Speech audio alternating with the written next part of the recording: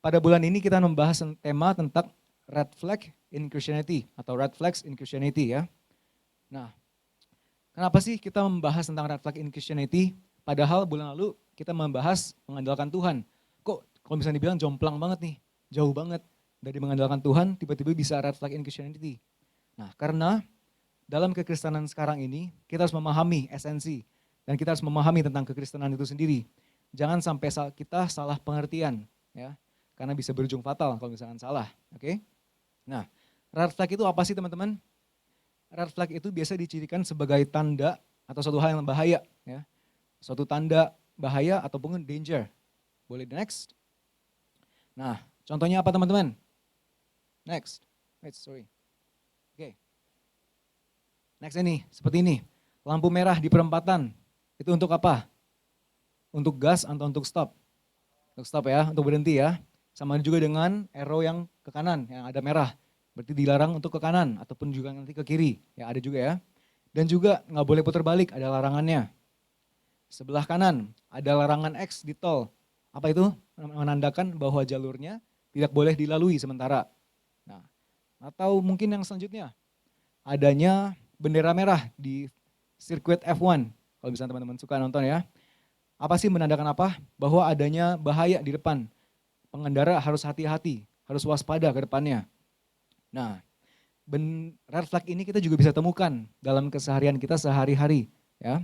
Dalam kehidupan studi kita, dalam pekerjaan kita, dalam kekeluargaan kita pun juga ada. Bahkan dalam antar pasangan, ya. Itu juga nanti jadi tema menarik tuh bulan depan ya. Oke. Nah, khususnya pada kali ini kita membahas tentang red flag yang ada ditemukan di dalam gereja, ya. Nah, kalau misalnya kita ngomong tentang gereja nih teman-teman, pasti akan selalu identik atau selalu berhubungan dengan namanya kekristenan. Betul ya teman-teman ya? Nah, kalau misalnya kita ngomong tentang kekristenan, pasti ada berhubungan dengan ada manusianya di dalam gereja itu. Manusia melakukan aktivitas di dalam gereja. Ya. Nah, coba kita next lagi. Dari ayat Alkitab sendiri pun kita juga bisa baca teman-teman. Dari Matius 15 ayat 8-9 dan juga sama konteksnya dengan Yesaya 29 ayat 13. Yang mengatakan seperti ini. Bangsa ini memuliakan aku dengan bibirnya, padahal hatinya menjauh daripadaku. Percuma mereka beribadah kepadaku, sedangkan ajaran yang mereka ajarkan ialah perintah manusia. Nah, dari ayat Alkitab ini teman-teman, Tuhan telah berfirman bahwa akan ada bangsa-bangsa yang akan datang kepada Tuhan, seolah-olah memuji dan menyembah Tuhan, tapi hatinya tidak dekat kepada Tuhan, hati menjauh, ya. Seakan-akan itu mereka memuji dan menyembah untuk manusia, ya. Dan juga yang mereka ajarkan kepada jemaat-jemaatnya bukan perintah Tuhan, bukan firman Tuhan, ya, melainkan perintah manusia. Nah, contohnya apa sih perintah manusia itu yang kita dapat cari atau bisa kita telusuri sekarang ini? Contohnya kita berbuat baik saja, katanya bisa masuk surga ya. Nah, apakah demikian? Bisa berbuat baik saja, nggak usah ke gereja, nggak usah kasih perpuluhan, nggak usah kasih apa-apa. Cukup berbuat baik bisa masuk surga. Nah seperti itu ya teman-teman ya. Atau mungkin gini, hanya memberikan uang atau donasi, atau mungkin persembahan atau persepuluhan. Mungkin teman-teman lakukan pada minggu ini ya. Apakah itu bisa langsung otomatis kita diselamatkan oleh Tuhan? Atau mungkin kita sudah diselamatkan ya teman-teman ya. Apa mungkin kita menjadi bisa masuk surga dengan adanya kita memberikan persepuluhan, persembahan itu? Lama-lama kok jadi kayak beli tiket karcis masuk ya? Macam kayak Dufan aja gitu ya. Oke, nggak seperti itu teman-teman ya. Nah, atau mungkin hanya dengan kita bergereja saja, kita memuji menyembah Tuhan, lalu membuat kita pantas untuk bisa masuk surga. Nggak demikian ya teman-teman ya. Kita harus mengerti dulu apa sih itu kekristenan. Ya. Nah, ada juga nih beberapa renungan yang di-share dari pengurus setempat ini, yang di-share ke saya. Ya, mengenai banget tentang hal red flag in Christianity. Nah, contohnya ya, misalkan teman-teman, jika Anda pergi ke restoran Chinese, apakah Anda langsung diakuin sebagai orang China atau orang Chinese? Ayo. Jika Anda pergi ke restoran Japanese atau restoran Jepang, apakah Anda langsung diakuin sebagai orang Jepang? Enggak kan? Nah, apakah jika Anda pergi bergereja, apakah Anda langsung otomatis menjadi orang Kristen? Apakah Anda langsung bisa masuk surga nantinya? Oh, belum tentu teman-teman, tahan dulu. Ya. Nah, kalau misalkan saja kita dengan bergereja, kita langsung menjadi orang Kristen dan pantas untuk masuk surga. Oh, surga akan penuh dengan dunia, dengan orang-orang dunia, ya. Hanya mengedepankan kedagingan, hanya mengedepankan apa yang kesenangan semata, yang orang mau, ya. Ada kejahatan, tipu muslihat dan sebagainya, ya. Nggak ada bedanya sama dunia waktu surga, ya. Nah, maka dari itu mari kita lihat nih red flag di dalam kekristenan. Next, kita bahas tentang sebuah gereja, pengertian awal, ya. Gereja berasal dari bahasa Yunani, yakni eklesia. Dari dua kata, ek dan klesia. Ek itu berasal dari kata ek, which is exit, atau eksterior mungkin teman-teman tahu. Itu which is keluar artinya. Dan klesia dari arta kaleo, itu memanggil. Berarti eklesia ini bisa berarti sebagai dipanggil keluar. Ya. Atau sebuah persekutuan orang-orang di mana dipanggil keluar dari kegelapan menuju terang yang ajaib. Terang yang Allah yang menyelamatkan. Oke? Nah, jadi gereja ini adalah satu tempat atau satu rumah bagi persekutuan orang-orang percaya yang di dalamnya ada apa? Persekutuan, teman-teman ya. Nah, kita bisa next. Nah, jadi namanya persekutuan ini pun juga ada yang KW yang bisa dibilang, ada juga yang sebenarnya, ya. Persekutuan ini sangat memainkan peran yang sangat penting dalam gereja ini, ya. Untuk mendorong rasa komunitas, untuk mendorong rasa kepedulian, ya, kesolidaritasan atas satu sama lain, harmonisan, ya. Kita baca nih, sekarang di 1 Korintus 12 ayat 12, lanjut lagi di 26 sampai 27. Karena sama seperti tubuh itu satu dan anggota-anggotanya banyak. Dan segala anggota itu sekalipun banyak merupakan satu tubuh. Demikian pula Kristus. Karena itu jika satu anggota menderita, semua anggota turut menderita. Jika satu anggota dihormati, semua anggota turut bersukacita. Kamu semua adalah tubuh Kristus dan kamu masing-masing adalah anggotanya. Ya. Ini dari ayat Alkitab ini, Rasul Paulus memberikan ilustrasi jika sebuah gereja diibaratkan satu tubuh. Ya. Setiap anggotanya itu memiliki fungsi masing-masing. Ya. Tangan, kepala, telinga, amandel termasuk apa? Termasuk ya? Ya, pokoknya semua itu termasuk, ada saling keterkaitan satu sama lain. Ya. Mau sekecil apapun anggota tubuh, ada perannya, ada nilainya. Ya. Yang pasti mempunyai nilai untuk melengkapi satu tubuh itu. Ya. Sama seperti di gereja. Ya. Gereja kita diibaratkan itu satu kesatuan. Tidak ada yang dibeda-bedakan, semua sama. Ya. Nah, jadi kalau misalnya dibilang anggota tubuh, mata tidak dapat berkata kepada tangan, gue gak butuh lu. Jadi kepala tidak dapat berkata kepada kaki gue gak butuh lu. Semua kita saling keterkaitan, ya. Adanya kesolidaritasan antara kita dengan orang lain. Nah, begitu juga dengan yang dijalankan di gereja ini ya. Seperti mungkin ada jemaat baru, biasa pendeta Eliza Hadi dan Church Informant mengatakan apa? Bahwa Anda bukan jemaat biasa, melainkan keluarga besar dari GBI Glow FC Season City. Nah, apa sih yang dikatakan seperti ini? Apakah cuma dengan kata-kata yang kayak bujukan orang supaya orang feel welcome gitu? Enggak, karena kita adalah keluarga besar. Keluarga bisa men-share untuk opinion, untuk berfellowship, untuk bisa saling mendukung, saling support, ya, saling bertumbuh di dalam Tuhan. Nah, mari kita masuk nih di red flag in Christianity. Yang saya simpulkan ada 30 poin. Yes, mantap. Oke, enggak 3 doang ya. Yang pertama adalah tidak hidup dalam persekutuan. Jika kita tahu tadi persekutuan yang sebenarnya apa, ini adalah contoh-contoh red flag in Christianity. Orang Kristen yang tidak hidup dalam persekutuan. Nah, tidak dalam persekutuan itu seperti apa sih? Manusia yang merasa diri paling benar, paling sesuai. Ya. Tidak mau adanya unity. Ya. Mungkin juga ada manusia yang mengira kalau gereja bisa berkembang, itu semua karena gua. Gereja nggak butuh orang kayak lu, butuhnya ke orang kayak gua gitu. Ada yang seperti itu ya? Banyak kita lihat ya. Atau mungkin gereja ada orang yang merasa diri paling berkenan di mata Tuhan ya. Jadi saling ngomongnya dibeda-bedakan, gua nggak level sama lu. Lu berteman sama dia gua nggak berteman sama lu, nggak mau. Buat apa? Nggak selevel gitu ya. Jangan seperti itu teman-teman. Nah, kekristenan akan kehilangan esensinya jika tidak ada persekutuan. Teman-teman setuju ya teman-teman ya? Nah, kalau misalkan tidak ada persekutuan di dalam gereja, maka gereja tidak akan sesuai. Kekristenan pun juga kehilangan esensinya. Ya. The real meaning of Christianity has begun gitu maksudnya. Hilang. Oke. Seperti apa sih contoh manusia tidak ada dalam persekutuan? Next. Tidak saling hidup dalam kasih. Nah, antara lain tidak mengasihi satu sama lain. Ya. Kita nggak mau mengasihi, kita nggak peduli kepada orang-orang. Ya. Tuhan telah berfirman kepada kita supaya kita bisa mengasihi satu sama lain. Ya. Nah, kalau misalnya teman-teman tahu, seperti ada lagu yang mengatakan apa?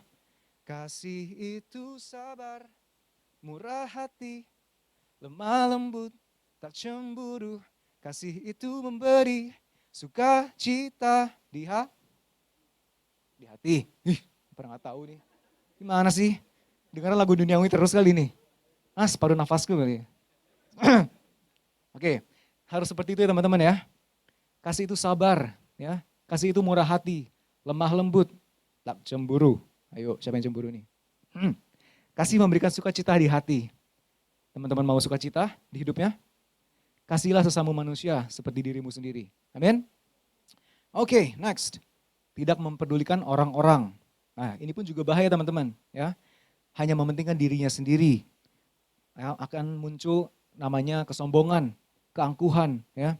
Tidak mau bergaul dengan orang lain yang seperti tadi saya bilang, ya, karena merasa diri paling benar, paling suci, ya. Next. Tidak ada kebersamaan dalam pelayanan, ya. Ini sangat bahaya teman-teman kalau misalkan dalam gereja, ya. Di mana gereja ini kita semua mempunyai apa? Visi misi ya, bahwa setiap jemaat GBI Colossian City aktif dalam pelayanan. Karena dengan melayani kita sedang menyempurnakan pertobatan kita. Jadi kalau misalkan dalam hal pelayanan kita nggak ada kebersamaan, jadi like gini nih bahasa simpelnya. Pelayanan lu, pelayanan gua, lu gua nggak mau tahu pelayanan lu, ya. Itu tidak boleh teman-teman ya.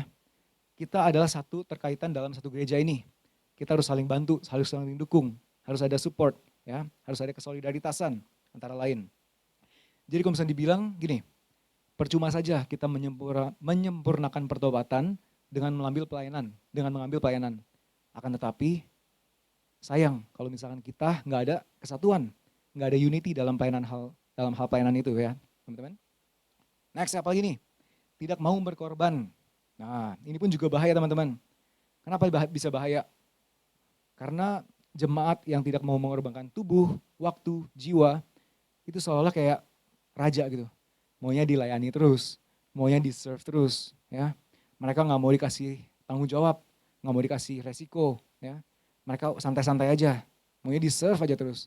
Lama-lama, siang Bapak, sore Bapak, mau dipesan minum apa Bapak, mau pesan makanan apa Bapak. Enggak kan, nggak seperti itu ya.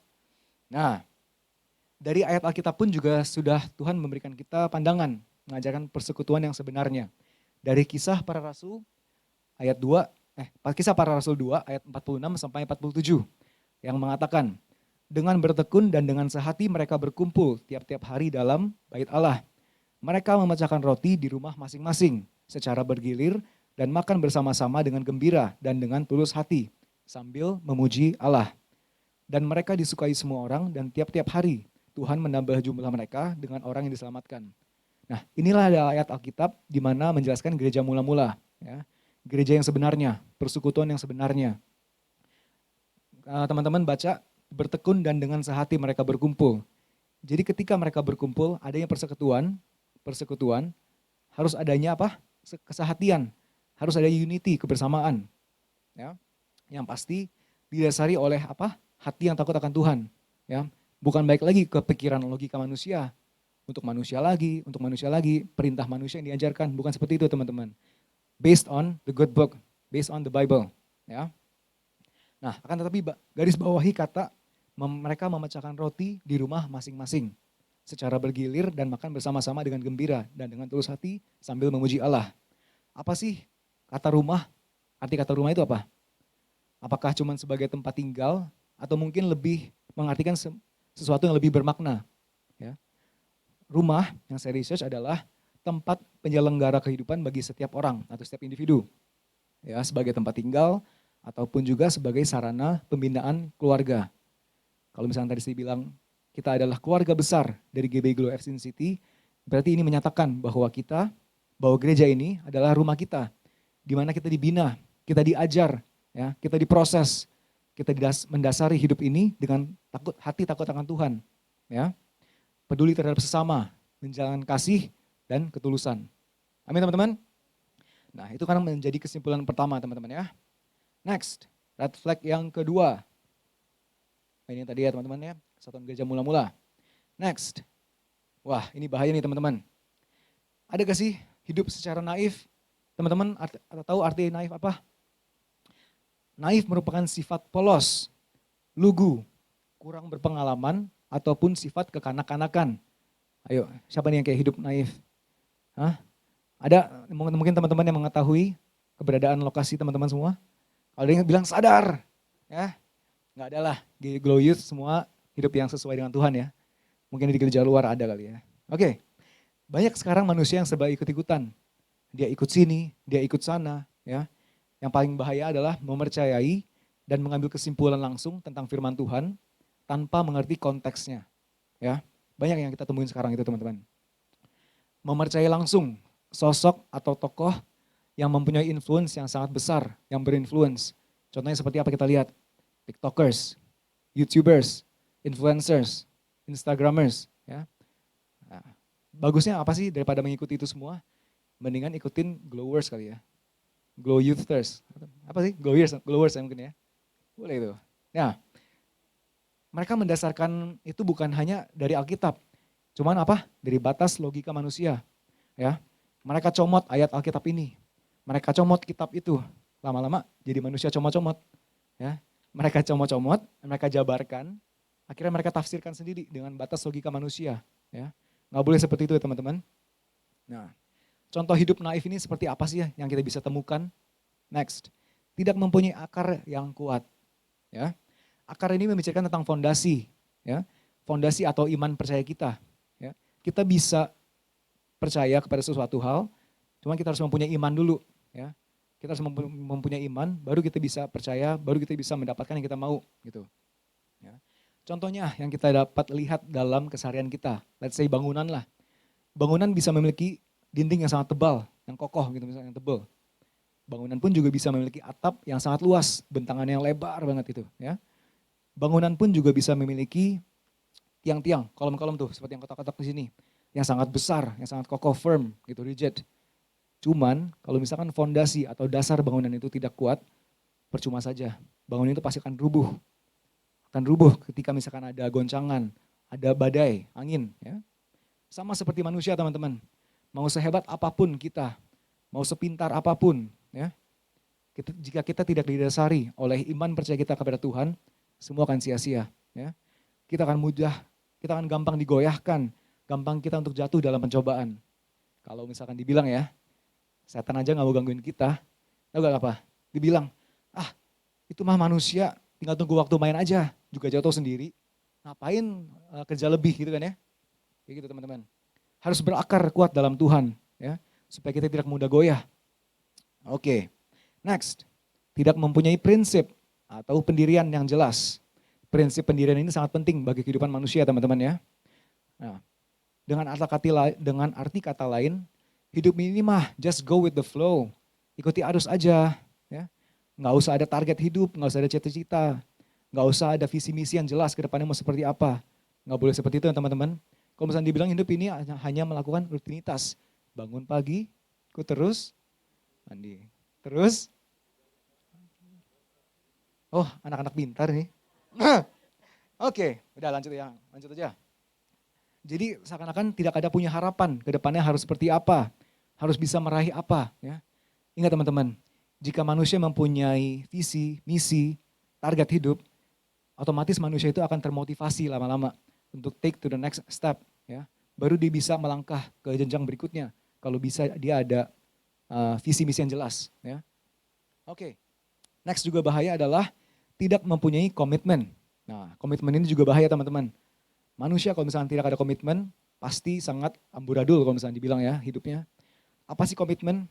Tidak mau diberinya tanggung jawab, tidak mau mengambil resiko, tidak berani mengambil langkah. Ya.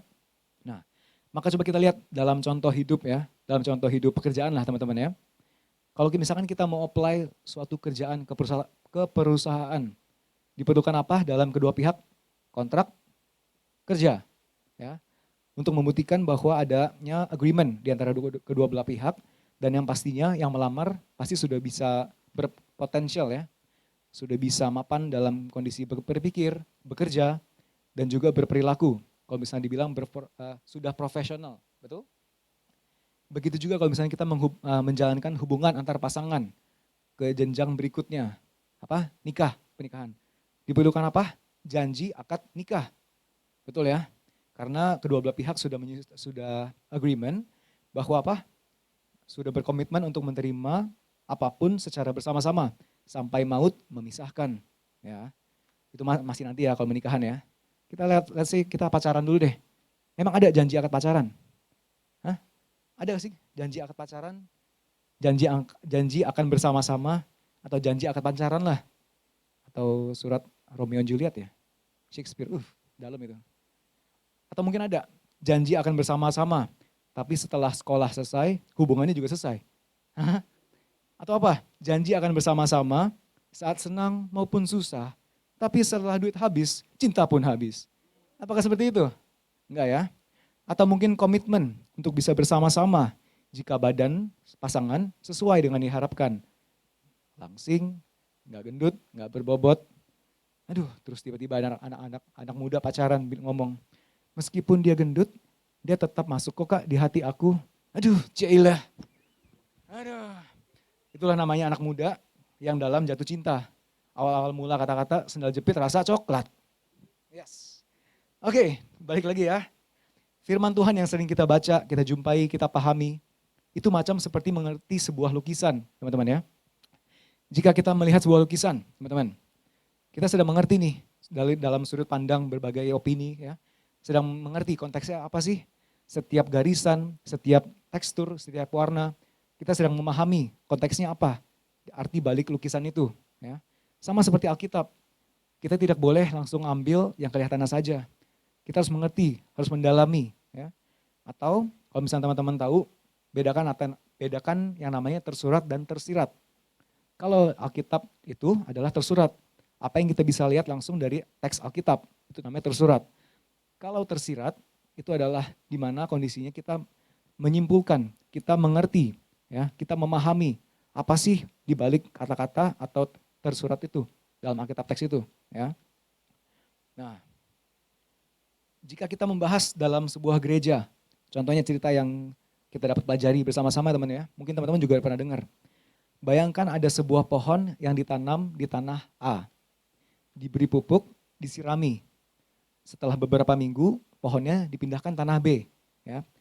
Diberi pupuk yang lebih mahal, berkelas. Disiraminya juga air mahal, ya, air Fiji gitu. Oke, next one lagi. Beberapa minggu dipindahkan lagi ke tanah C, pohonnya. Pertanyaannya, apakah pohon tersebut dapat bertumbuh? Apakah pohon tersebut dapat berakar yang kuat? Yes. Sama seperti manusia, teman-teman. Ya. Kita tidak khususnya manusia ini yang tertanam di sebuah gereja yang Tuhan percayakan kepada kita, ya, untuk kita bisa bersama-sama bersekutu, bisa bersama-sama melayani di dalam Tuhan, ya. Kita tidak boleh sebentar-sebentar pindah gereja, pindah komunitas, mungkin karena ada yang tidak sesuai dengan harapan kita, ya. Kita tidak boleh seperti itu, teman-teman. Kita sebagai manusia dewasa harus bisa mengintrospeksi diri, mungkin dengan apa yang terjadi karena kita saja, yang mungkin ketidakpekaan kita, ketidakpedulian kita, ya. Mungkin kita juga adanya mental block. Teman-teman tahu ada mental block di sini? Mental block ada mindset atau mental di mana kita memblok semua opini, semua pendapat, semua masukan dari orang. Merasa dirinya paling benar, gue gak butuh masukan dari lu. Ya. Itu gak boleh, teman-teman, ya. Nah, kita sebagai manusia dewasa, saat ada yang tidak sesuai, mau marah, mau kesel, silahkan. Gak ada yang melarang. Cuman kita jangan berlarut dalam kemarahan itu, ya. Dan yang pasti sebagai manusia dewasa, apalagi umat Kristen, tidak boleh kita menyalahkan Tuhan. Kita tidak boleh menyalahkan keadaan. Tidak boleh menyalahkan manusia. Ya. Introspeksi diri, teman-teman. Kalau masalah menyalah-nyalakan itu seperti layaknya anak-anak, ya, teman-teman, ya. Masih kayak sifatnya anak-anak. Gue salahin lu aja mendingan. Gue gak mau salah. Gak mau dikasih tanggung jawab. Gak mau dikasih responsabilitas. Dia salah dia. Ngapain salah gue, gitu kan. Layaknya anak-anak. Kita sebagai manusia itu harus dewasa dalam kita cara berpikir, bertindak, harus kuat dalam segala apapun ya. Jangan apa-apa menyerah, jangan apa-apa putus asa. Gue gak bisa, gue gak mau, susah gitu. Kalau macam dibilang buah, diibaratkan sebuah buah, itu macam kayak pepaya itu. Sudah lembek, benyek, aduh halus pula. Tahu, kalau misalkan buah yang kuat diibaratkan buah apa? Buah salak, sudah hitam, berduri, keras, lelaki maco. Aduh. Nah, kita semua diciptakan Tuhan lebih dari pemenang. Apa sih lebih dari pemenang itu? Pemenang gak mungkin bisa memenangkan pertandingan dalam sekali latihan. Dibutuhkan proses, dibutuhkan latihan. Ya, melewati proses, melewati beban hidup, tantangan, rintangan, kepedihan. Gitu ya. Gak mungkin tuh dia bisa menang pertandingan cuma hanya dalam sekali satu latihan. Gak mungkin. Ya. Nah, contohnya kita bisa lihat banyak bisnismen yang sudah sukses. Ya, mereka bukan hanya sekejap langsung bisa sukses. Bukan hanya dari satu malam doang. Mereka harus melewati berbagai proses, ya, kerja keras, tekun, rajin, ya. Kalau misalkan sudah sukses, sudah berhasil, apalagi takut akan Tuhan, complete package. Oke. Nah, Anda mau berhasil gak? Anda mau sukses? Mau gak melewati proses? Mau gak diberi masalah, beban hidup? Sertakan Tuhan, ya. Anda gak mau diproses, Anda gak mau dibentuk, Anda gak mau dibina, Anda gak mau kerja keras, cuman mau hasil doang, itu namanya maling. Oh. Aduh, sadar teman-teman. Oke, baik lagi ya. Hidup yang naif ini seperti kanak-kanak yang ikut-ikutan ya, yang harus bergantung kepada sosok,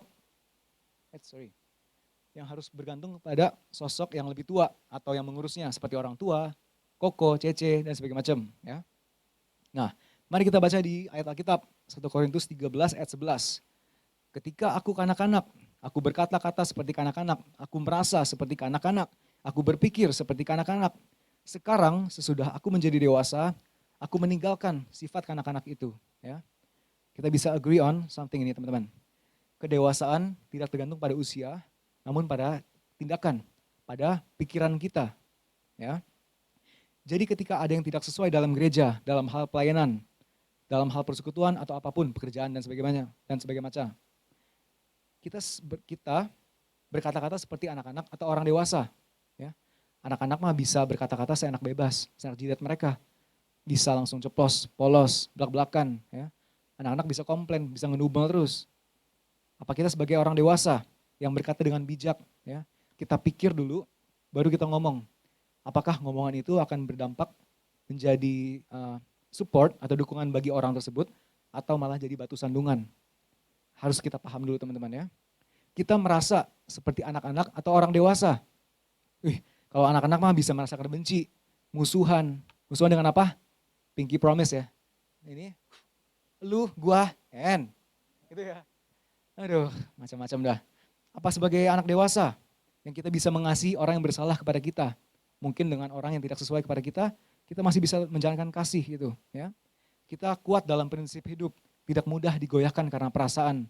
Kalau perasaan doang kita gagal, lemah. Glow Youth gak ada yang lemah ya. Glow Youth semua kuat dalam Tuhan ya. Amin. Next, kita berpikir seperti anak-anak atau seperti orang dewasa.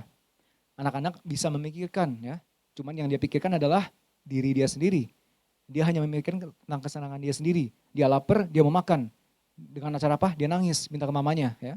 Minta ke papanya.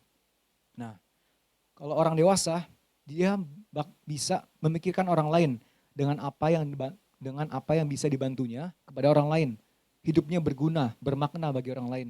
Ya, itulah orang dewasa teman-teman. Kita tinggalkan semua kanak-kanakan itu dan menjadi manusia dewasa yang bisa mengatakan iya di atas iya, tidak di atas tidak. Seperti Matius 5 ayat 37. Jika iya, hendaklah kamu katakan iya. Jika tidak, hendaklah kamu katakan tidak. Apa yang lebih daripada itu berasal dari si jahat. Ya teman-teman, sekali kita mau ikut Tuhan, tetap ikut Tuhan sampai akhir hidup kita. Ikut Tuhan penuh dengan tantangan, masalah, cobaan. Terus bersama Tuhan teman-teman. Memang sulit. Ya. Tapi bersama Tuhan pasti ada kemenangan. Amin teman-teman. Pasti ada mujizat yang terjadi. ya. Jika kita mengikut Tuhan, bersama Tuhan, pasti ada sorak-sorai bahwa Tuhan Yesus baik. Amin. Nah, udahlah teman-teman, jangan mau coba-coba ikut ke orang pinter, ke orang paranormal, mempercayai kuasa-kuasa lain selain kuasa Tuhan. Mau lu dikasih minum, minum, mau? Gak usah kan? Gak perlu gitu kan? Mendingan tahu ikut apa? Hah? Mendingan ikut youth community pada hari Sabtu jam 5 sore di Go Tower lantai 6. Yes. Kalau teman-teman tahu youth community itu adalah komsel kita ya teman-teman, di hari Sabtu jam 5 sore. Nah, kita pintar dalam Tuhan, kita bertumbuh di dalam Tuhan, ya. Kita saling menguatkan, iman percaya kita didasari oleh Tuhan, firman Tuhan, ya. Nah, yang menjadi kesimpulan kedua teman-teman, kita harus menjadi dewasa dalam hidup ini, ya. Harus mempunyai pendirian, harus mempunyai komitmen, dan juga ikut Tuhan sampai akhir hidup kita. Next. Nah, ketiga nih teman-teman, red flag in Christianity adalah hidup orang Kristen yang hanya mengejar dan mengisi roh secara terus-menerus. Nah, kok dibilang roh menerus-menerus, kita isi roh terus-menerus, kok salah sih? Nah, mari kita telusurin ya. Dalam tubuh ini kan ada tubuh, jiwa, dan roh. Bayangin teman-teman, jika kita mengisi asupan ke tubuh dan jiwa, roh kita nggak isi, kita nggak akan bertumbuh, kita nggak akan balance dalam hidup ini, ya. Kita akan mencari kesenangan semata, keinginan daging kita, tubuh dan jiwa. Kalau misalkan kita mengejar roh terus-menerus, dengan kita apa? Bergereja, bersekutu, melayani, meluangkan waktu di gereja, tubuh dan jiwa kita nggak pakai, sama aja itu namanya males, ya teman-teman. Nah, apa sih dari ayat Alkitab yang kita bisa baca dan memahami? Dari Keluaran 20 ayat 8 sampai 11. Ingatlah dan kuduskanlah hari Sabat. 6 hari lamanya engkau akan bekerja dan melakukan segala pekerjaanmu. Tetapi hari ke-7 adalah hari Sabat Tuhan Allahmu. Maka jangan melakukan sesuatu pekerjaan, engkau atau anakmu laki-laki, atau anakmu perempuan, atau hambamu laki-laki, atau hambamu perempuan, atau hewanmu, atau orang asing yang di tempat kediamanmu. Sebab 6 hari lamanya Tuhan menjadikan langit dan bumi, laut dan segala isinya. Dan ia berhenti pada hari ke-7. Itulah sebabnya Tuhan memberkati hari Sabat dan menguduskannya. Nah, jadi apa sih teman-teman artinya dari ayat Alkitab ini? Kita pun manusia dalam tubuh jiwa roh semua harus balance teman-teman. Harus memberi asupan yang tepat. Tubuh kita beri makan, jiwa kita beri a fresh clear mind, ya, dengan kita bersuka cita, dengan kita have fun, santai, dengan juga roh. Roh dengan apa kita isinya? Dengan kita bergereja, ya. Nah, kita bergereja dimulai dari apa? Makanya datang ke gereja jangan telat ya. Datang ke gereja harus berfellowship. Di awal mulanya gereja itu, kita bertemu satu sama lain dengan jemaat-jemaat lain. Kita bisa memberikan dukungan, support, ya. Kita bisa communicate in every way, ya. Ngomong keseharian aja, lagi ngapain, lagi fokusin apa, gitu. Siapa tuh bisa dapat connection, siapa tuh bisa membangun iman, ya. Nah, nextnya apa? Pujian, penyembahan, sorak-sorai. Ingat teman-teman, pujian, penyembahan, sorak-sorai itu bukan hanya ditujukan untuk Tuhan, ya. Namun untuk menyelaraskan iman kita, iman percaya kita kepada Tuhan. Bahwa kuasa Tuhan sanggup apa? Memulihkan. Kuasa Tuhan sanggup menyembuhkan. Kuasa Tuhan sanggup menyertai, ya. Sanggup memutarbalikkan yang mustahil menjadi mungkin dengan iman kita percaya kepada Tuhan, ya. Jadi kalau misalnya kita menyuarakan isi hati kita menyanyikan lagu-lagu pujian, lagu-lagu indah, kata-kata indah. Percaya teman-teman, kuasa Tuhan sedang bekerja, ya. Jika Anda mengharapkan kesembuhan, katakanlah puji-pujian, ya. Maka engkau akan menerimanya, kesembuhan itu. Dengan kau mempunyai iman percaya kepada Tuhan, ya. Nah, berarti kalau misalnya gitu kita harus seperti tentara Israel dong teman-teman. Yang dipimpin oleh Yosua selama 7 kali mengelilingi tembok Jericho. Tahu teman-teman cerita ini? Pas hari ke-7 bersorak-sorai tembok Jericho runtuh. Oh, berarti itu sebagai orang Kristen kita harus menyanyi suara dengan besar. Kita harus berteriak. Apakah seperti itu teman-teman? Enggak ya. Mau sebesar apapun suara kita, mau sebagus apapun suara kita, kalau tidak didasari oleh iman percaya kepada Tuhan, semua akan sia-sia. Amin teman-teman ya. Nah, dan nanti juga disertai apa? Sermon. Seperti ini. disertai juga dengan adanya seremonial, perjamuan kudus dan macam-macam ya. Itu semua untuk apa? Supaya kita bisa terlepas dari yang namanya logika pikiran manusia. Kita bukan based on our thinking, but based on the good book, based on the Bible, based on God. Oke? Nah, dan yang pasti hidup ini bukan hanya untuk meluangkan waktu di gereja, teman-teman. Kita sebagai manusia harus melakukan bagian kita. Apa sih bagian kita? Ya, Tuhan sudah mempercayakan kita kepada usaha kita, pekerjaan kita, dalam studi kita, bahkan dalam keluarga kita. Ya. Nah, kalau misalkan Anda nih mau disiapkan Tuhan menjadi kepala keluarga, tuh, kalau mengarah menjadi kepala keluarga yang sesuai dengan firman Tuhan, ya, menjadi kepala keluarga yang bisa menaungi, membimbing keluarga ke jalan yang benar. Ya. Kalau Anda sebagai anak dari orang tua, jadilah anak yang berbakti kepada orang tua. Gak usah bilang, aku mempercayai Engkau Tuhan, aku takut akan Engkau Tuhan, aku mengasihimu Tuhan. Pret. Kalau misalkan Anda belum bisa mengasihi orang tuamu, bagaimana Anda bisa mengasihi Tuhan yang tidak kelihatan? Ya, saya ulangi. Bagaimana Anda bisa mengasihi dan menghormati Tuhan kalau yang kelihatan saja seperti orang tua, seperti orang yang lebih tua, seperti keluarga Anda tidak bisa hormati. Anda tidak bisa kasihi. Ya. Jadi pemikiran teman-teman. Kalau Anda sebagai teman, sahabat dari sebuah perkumpulan, organisasi, komunitas, ya, jadilah teman yang bisa mendukung, ya, yang bisa membangun, bukan malah menjadi batu sandungan. Batu sandungan mah di depan aja, di luar. Ya. Dalam gereja ini kita saling membangun, ya. Kita saling kuat, saling teguh di dalam Tuhan. Ya. Terutama bagi yang senior-senior nih di dalam Glow Youth. Berikan contoh yang baik bagi anak-anak muda, bagi junior-junior. Ya. Nah, kalau Anda sebagai umat Tuhan, yang dipercayakan Tuhan di gereja ini tertanam, jadilah sesuai yang diperintahkan olehnya. Ya. Enggak semua orang kok dikasih karunia untuk penginjilan, menginjili, enggak usah, kita enggak usah itu. Mungkin belum sampai ke sana, ke level kita. Apa sih yang bisa kita lakukan saat ini? Berikanlah contoh hidup berkenan dan sesuai dengan apa yang diajarkan lewat firman Tuhan. Ya. Jadilah terang di tengah kegelapan. Nah, balik lagi deh. Jadilah terang di tengah kegelapan. Berarti Kak, saya harus menceramahi orang-orang yang di nightclub dong. Hah? Berarti saya harus menceramahi orang-orang yang memakai drugs, narkoba gitu dong. Jadi Kristen harus pinter ya. Bukan hanya seperti itu teman-teman ya. Kita nggak usah mikir terlalu jauh. Ya. Kita cukup jadi pribadi seperti yang diciptakan oleh Tuhan. Serupa dan segambar dengannya. Dengan dipercayakan apapun bagian kita oleh Tuhan. Jika bagianmu sekolah, jadilah terang di dalam sekolahmu. Jika engkau dipercayakan Tuhan dalam pekerjaan atau usaha, jadilah terang dalam usahamu, dalam pekerjaanmu. Yang di mana pekerjaan lain bisa membangkrutkan,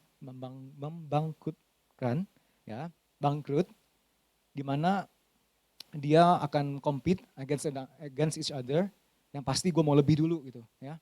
Kalau di dalam Tuhan, tumbuh bareng-bareng. Ya. Mereka juga bisa memiliki opportunity masing-masing, kita pun juga memiliki opportunity kita masing-masing. Ya. Jangan merasa ada kejelesan, keirian hatian. Ya.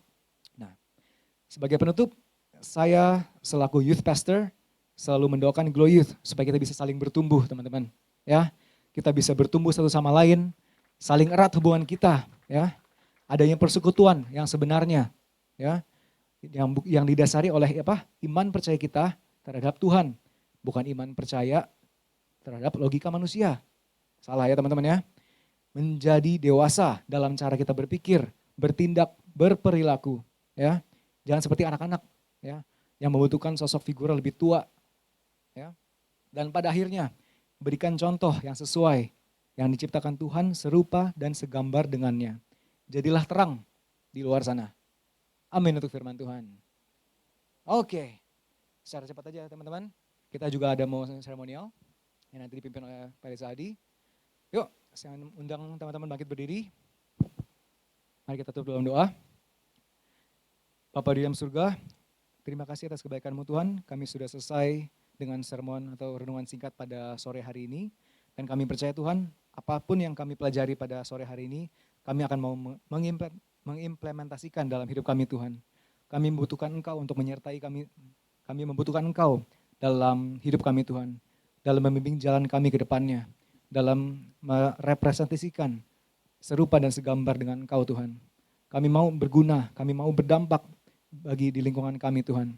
Dan kami percayakan hidup kami kepada Engkau, dan kami percaya bahwa Tuhan akan memberikan kami yang mau, apapun yang kami mau di saat yang tepat. Kami percaya juga Tuhan, bahwa Tuhan sanggup menyertai kami, sanggup memulihkan kami, sanggup menyembuhkan kami. Hanya di dalam nama-Mu Tuhan Yesus Kristus kami suruh berdoa dan mengucap syukur. Haleluya. Amin.